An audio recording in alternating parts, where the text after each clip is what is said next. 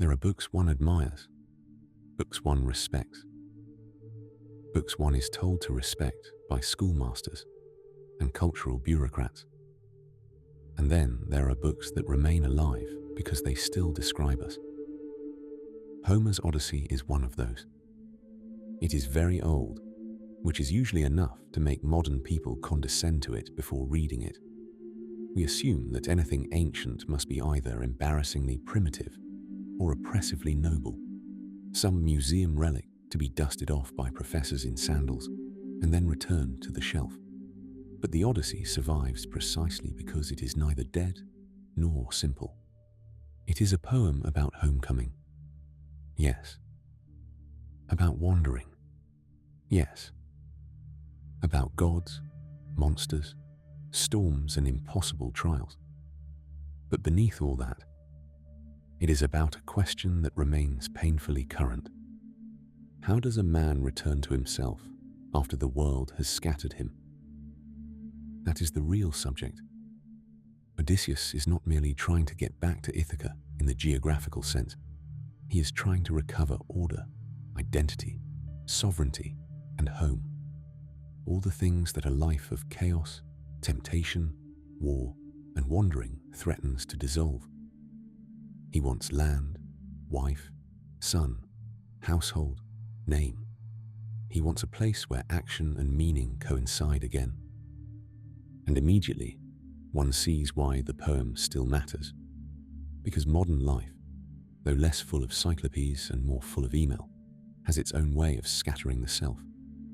We are pulled outward constantly by appetite, distraction, ambition, sex, fear, bureaucracy, performance, technology, ideology, and noise. The soul is perpetually in danger of losing its center. One wakes not into a world of order, but into demands, notifications, obligations, temptations, fragments. We are all, in our own shabby and less heroic way, trying to get back to Ithaca. Now, what makes the Odyssey so interesting is that it does not present this return as easy, or even entirely clean. Odysseus is not a saint. He is clever, brave, resourceful, manipulative, vain, patient when it suits him, reckless when it flatters him, and not always wholly admirable. That is one reason he is believable. He is not a plaster idol of virtue.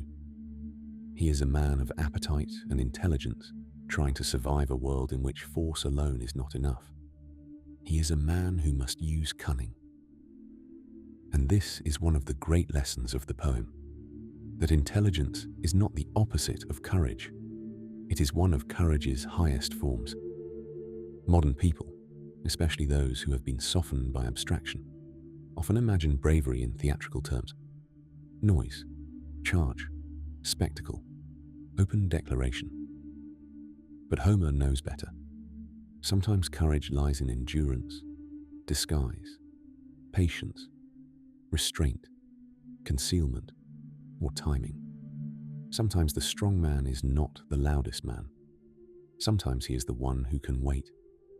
Odysseus survives not because he is pure, but because he is difficult to defeat. He adjusts, he interprets, he watches, he suffers, he remembers. He does not surrender the goal. That last point is decisive. He remembers. A great deal of modern misery comes from forgetting what one is trying to get home to. People become lost because they no longer have an Ithaca, no governing image of order, purpose, or belonging. They drift from stimulus to stimulus, task to task, appetite to appetite. They are not on a voyage, they are merely in motion.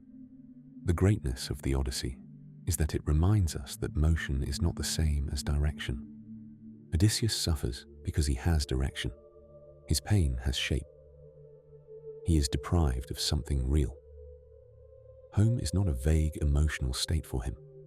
It is a structure of duty and identity. A wife to return to. A son to reclaim. A kingdom to restore. A name to defend.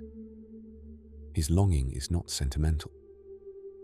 It is political, domestic, moral, and existential, all at once. And this is why the poem is so severe about temptation. Every major episode is, in one way or another, a test of whether Odysseus will remain loyal to return. The Lotus-Eaters offer oblivion, the temptation to forget entirely. Circe offers sensual enchantment and delay. Calypso offers immortality without home, pleasure without duty, endless suspension from the burdens of human life. The Sirens offer knowledge without restraint, seduction through the intellect itself. Each episode says, in its own idiom, stay here, abandon the hard thing, stop striving, give yourself over. And in each case, the deeper danger is not death, it is self-loss. That is why the poem is still modern. We too are surrounded by lotuses, devices, distractions, ideologies, entertainments, substances, vanities, little narcotics of body and ego designed to make us forget the larger shape of life. We too are offered enchantments that suspend consequence.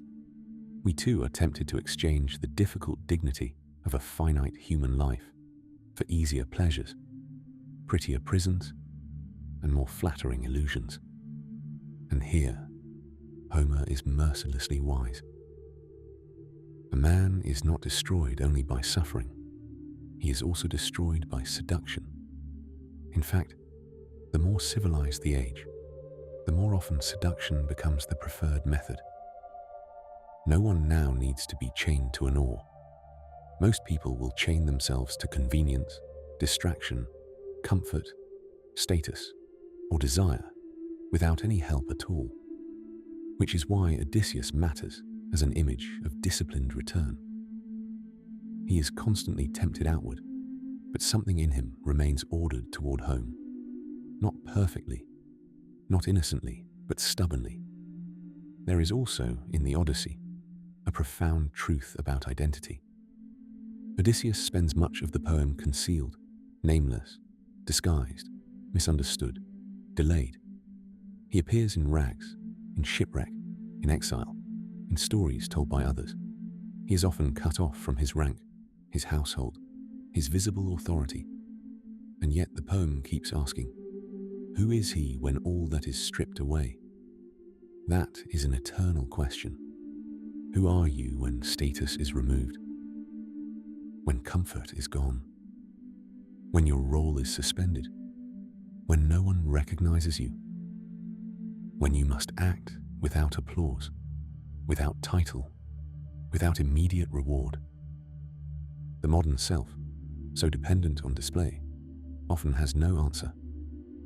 It knows how to perform, but not how to persist. It knows how to be seen, but not how to endure obscurity. Odysseus, by contrast, is tested in concealment. He must remain himself before he can publicly reclaim himself. That is one reason the final return is so satisfying. It is not merely the end of travel, it is the restoration of moral order. The suitors are not just annoying men at a bad dinner party. They are parasites living off disordered hospitality, consuming what is not theirs, mocking the absent king, violating the house from within. Their destruction is not random vengeance. It is the violent reassertion of rightful form. Modern readers are often too squeamish, too bureaucratically softened to see this clearly. They prefer everything diluted into psychology. But Homer understands that order, once corrupted deeply enough, is not always restored by discussion. There are moments when the house must be cleared. That is not a pleasant lesson. It is, however, a true one. The poem knows that civilization depends not only on longing for home, but on defending it. And perhaps that is the final reason the Odyssey remains inexhaustible.